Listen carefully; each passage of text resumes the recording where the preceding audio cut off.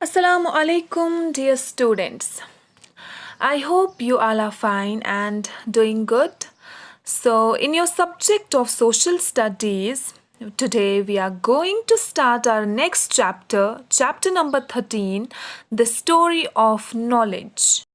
It is said that knowledge is power.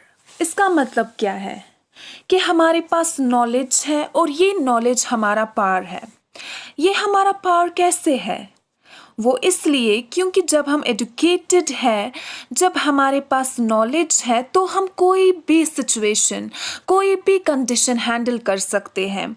जब हमारे पास किसी चीज़ के बारे में नॉलेज ही ना हो तो हम वो प्रॉब्लम, वो सिचुएशन हैंडल नहीं कर पाएंगे, राइट? लेकिन ये सारी नॉलेज हमारे पास आई कैसे? नॉलेज डिफरेंट फॉर्म्स की होती है ना? नॉलेज कैसे हमारी नॉलेज डेवलप हुई, राइटिंग की, लर्निंग की, कैसे बाकी नॉलेज हमारे पास आई?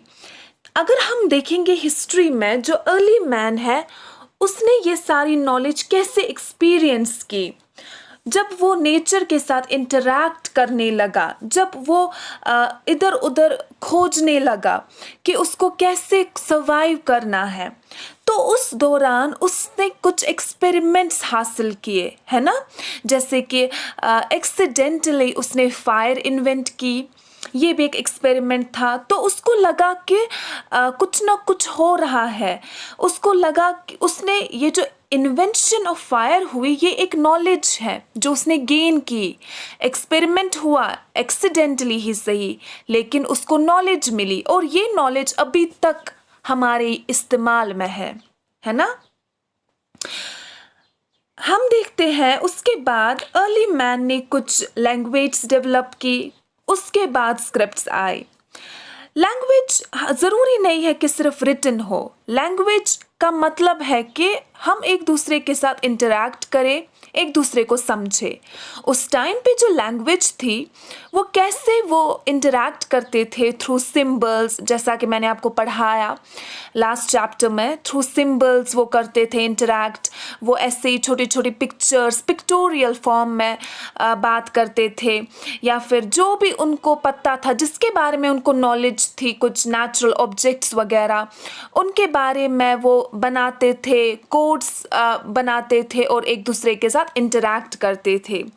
फिर पहली स्क्रिप्ट जो यहाँ पे इंट्रोड्यूस हुई, that was Brahmi script. Okay, ये एक स्क्रिप्ट है जिससे फिर बहुत सारी लैंग्वेज प्रोड्यूस हुई। With the advent of the printing press and paper, we can see कि कितनी डेवलपमेंट हुई। प्रिंटिंग प्रेस और पेपर की वजह से we are today able to read from the books, क्योंकि प्रिंटिंग प्रेस की वजह से ही ये पेपर पब्लिश होने लगे, और हम आज इस काबिल है कि हम बुक्स के थ्रू पढ़ाई कर सके।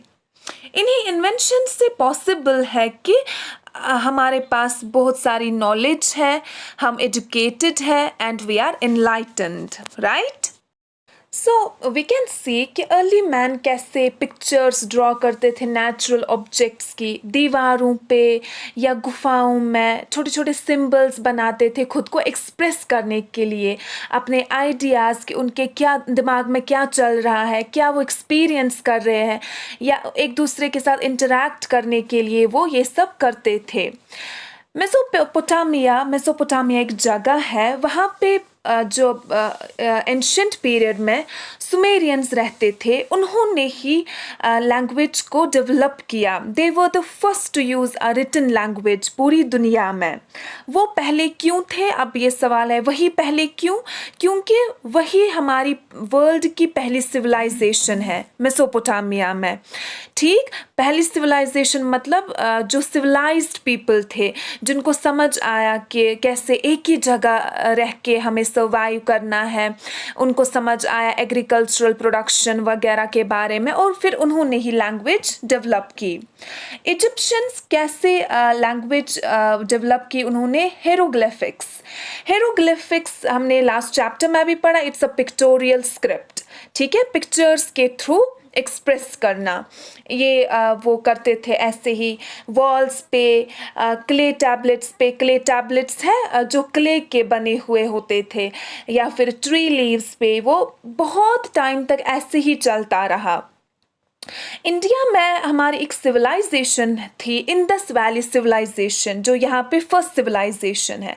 उस टाइम पे जो सील्स यूज़ किए जाते थे, उन पे जो सील क्या होता है, सील किसी भी तरीके का हो सकता है, ये गोल्ड का हो सकता है, सिल्वर, कॉपर का हो सकता है।